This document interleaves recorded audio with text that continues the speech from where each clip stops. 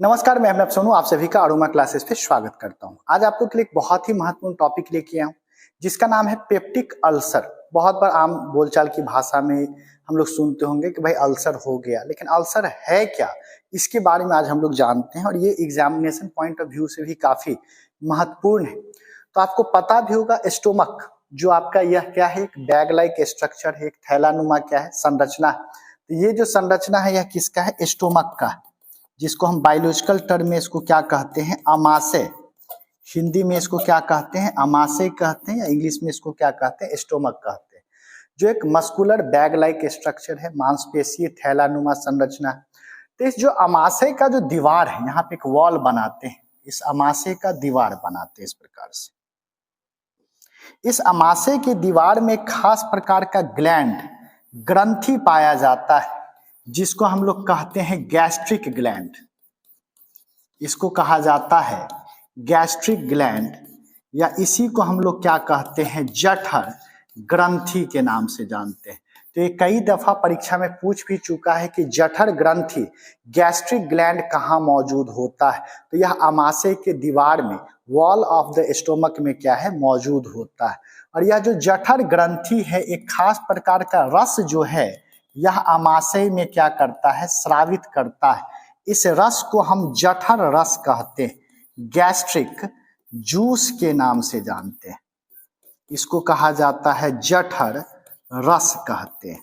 अब इस जठर रस में क्या क्या पाया जाता है, इस जठर रस में दो चीज पाया जाता है। यहाँ पे हम लिखते हैं एक प्रोटीन पचाने वाला एंजाइम, यानी कि इसमें प्रोटीन डाइजेस्टिंग एंजाइम होता है, प्रोटीन डाइजेस्टिंग एंजाइम, प्रोटीन पचाने वाला एंजाइम है। और दूसरा जो है, इसमें क्या होता है, हाइड्रोक्लोरिक अम्ल पाया जाता है, हाइड्रोक्लोरिक एसिड पाया जाता है। तो यह जो प्रोटीन पचाने वाला एंजाइम है, इसका काम है कि भोजन में जो प्रोटीन कंपोनेंट है उसको डाइजेस्ट करेगा और प्रोटीन को तोड़कर फिर एमिनो एसिड में क्या किया जाता है, बदला जाता है। लेकिन हाइड्रोक्लोरिक अम्ल जो है, इसका क्या काम है, तो हाइड्रोक्लोरिक अम्ल का तो सबसे पहला काम है कि भोजन में अगर कोई कीटाणु मौजूद हो, जर्म्स मौजूद हो, तो उस कीटाणु को मारने का काम कौन करता है, हाइड्रोक्लोरिक अम्ल करता है। दूसरा, प्रोटीन पचाने वाला जो एंजाइम है वह अम्लीय माध्यम में काम करता है, एसिडिक मीडियम में काम करता है।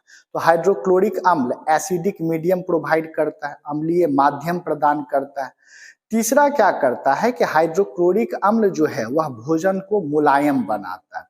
इसलिए देखिए कभी कभी हम लोग क्या करते हैं कि कीटाणु युक्त क्या करते हैं, भोजन खा लेते हैं, या सड़क का या कहीं किनारे, सड़क किनारे जो भोजन है उसको कर लेते हैं, तो पेट में एसिडिटी हो जाता है। कारण क्या है कि अगर भोजन के साथ जो जर्म्स अगर गलती से चला गया, तो इसको मारने के लिए हाइड्रोक्लोरिक अम्ल अधिक मात्रा में क्या होगा, स्रावित होगा, जिसके कारण पेट में HCl का मात्रा क्या होता है, ज्यादा हो जाता है। तो हम लोग कहते हैं कि एसिडिटी हो गया।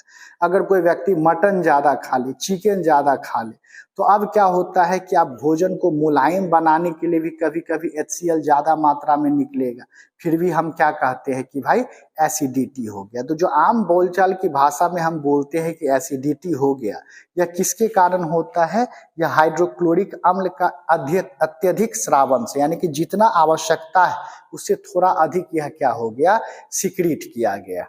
ठीक है। अब आपके मन में सवाल उठेगा कि यह जो हाइड्रोक्लोरिक अम्ल है, HCl है, यह तो क्या है, एक एसिड है। अगर स्किन पे आ जाए तो स्किन को बर्न कर दे, स्किन को जला दे, तो क्या यह अमाशय के दीवार को नहीं जलाता है? तो इससे रक्षा के लिए, अमाशय की दीवार को हाइड्रोक्लोरिक अम्ल से रक्षा के लिए अमाशय के आंतरिक दीवार पर एक विशेष प्रकार का लेप लगा रहता है, एक विशेष प्रकार का परत चढ़ा रहता है। ये परत किसका होता है, इसको म्यूकस कहा जाता है। इस परत को क्या कहते हैं, श्लेष्मा कहते हैं या म्यूकस कहते हैं। अब हाइड्रोक्लोरिक अम्ल जो है वह अमाशय के दीवार के संपर्क में आना चाहेगा, लेकिन इस म्यूकस की वजह से क्या है, वह आमाशय के दीवार के संपर्क में नहीं आ पाएगा। जिस प्रकार से ठंड में माँ क्या करती है, अपने बच्चों को सरसों तेल लगा के तब स्नान करवाती है। क्यों? तो सरसों तेल पूरे शरीर पर एक क्या चढ़ा लिया, कवर चढ़ा लिया। तो पानी अगर हम शरीर पे डालेंगे तो सरसों तेल के कवर के ऊपर से, लेयर के ऊपर से फिसल जाएगा। बच्चे के शरीर के डायरेक्ट कांटेक्ट में पानी नहीं आ पाया तो ठंड का उतना ज्यादा असर नहीं होगा। उसी प्रकार से आमाशय के आंतरिक दीवार पर म्यूकस का लेयर होने के कारण HCl जो है वह आमाशय के दीवार के प्रत्यक्ष संपर्क में, डायरेक्ट कांटेक्ट में नहीं आ पाता है, जिसके कारण आमाशय का दीवार जो है प्रोटेक्टेड रहता है। लेकिन कभी कभी यह क्या होता है, जो म्यूकस है इसका परत, इसका लेयर पतला हो जाता है या वहां पर क्या होता है, रिक्त हो जाता है, खाली हो जाता है। तो हाइड्रोक्लोरिक अम्ल जो है अब यह आमाशय के दीवार पर प्रत्यक्ष संपर्क में आ जाएगा और जाहिर सी बात है जहां यह स्टोमक के वॉल के डायरेक्ट कांटेक्ट में आएगा उतने जगह को क्या करेगा, यह बर्न कर देगा, जला देगा या वहां घाव का कारण बन जाएगा। इसीलिए वहां पर उस क्षेत्र में क्या होता है, आपको घाव हो जाता है या इन्फ्लेशन, जलन हो जाता है। उसी को हम लोग क्या कहते हैं, अल्सर के नाम से जानते हैं। चूंकि यह स्टोमक में है इसलिए इसको पेप्टिक अल्सर कहते हैं। तो यदि पूछ देगा पेप्टिक अल्सर का कारण क्या है, तो जब हाइड्रोक्लोरिक अम्ल जो है वह स्टोमक के दीवार से प्रत्यक्ष संपर्क में, डायरेक्ट कांटेक्ट में आ जाता है तो वहां पर इन्फ्लेशन हो जाता है। वहां पर क्या होता है, वो हिस्सा में घाव बंद हो जाता है, जिसको हम लोग क्या कहते हैं, अल्सर के नाम से जानते हैं। अल्सर का कुछ और भी कारण है। कुछ लोगों का मानना है कि बैक्टीरिया के कारण भी क्या होता है, अल्सर होता है। तो अगर दो वजह पूछ दे तो कुछ बैक्टीरिया हैं जो अल्सर का कारण बनते हैं और दूसरा म्यूकस का परत जो पतला हो जाता है तो हाइड्रोक्लोरिक अम्ल के संपर्क के कारण। तो उम्मीद करते हैं कि यह जो अल्सर या पेप्टिक अल्सर कहते हैं इसके बारे में आप अच्छे से समझ पाए होंगे। अगर यह वीडियो आपको अच्छा लगा हो तो ज्यादा से ज्यादा इसको शेयर जरूर करेंगे। इसी प्रकार हम आप लोग के लिए रोचक वीडियो लेते आएंगे जो कि एग्जामिनेशन पॉइंट ऑफ व्यू से भी काफी महत्वपूर्ण होगा। तो इसको जरूर ज्यादा से ज्यादा शेयर करेंगे। बहुत बहुत शुक्रिया, थैंक यू आप सभी का।